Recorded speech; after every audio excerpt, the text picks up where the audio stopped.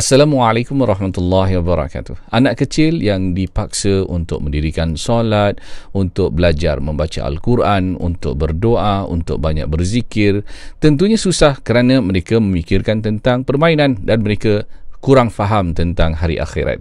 Namun bagi kita yang dah dewasa, kita matang, kita tahu tentang kebenaran Al-Quran, tentunya kita tidak mau mempermain-mainkan solat kita, kita tidak mau tergesa-gesa, kita tidak mau dekat dengan Allah bila kita susah. Kita ingin mendapatkan pertolongan Allah, perlindungan Allah setiap masa. Walaupun kita dalam keadaan yang senang, walaupun kita mungkin tidak ada masalah, kita ingin Allah Subhanahu Wa Taala memberkati kehidupan kita, rezeki kita, pendapatan kita. Kita harus lebih serius dengan ibadah soleh kita. Kita jangan mempersenda-sendakan Allah Subhanahu Wa Taala seperti mana kalau kita anak-anak kecil, kita solat main-main, kita berdoa pun main-main.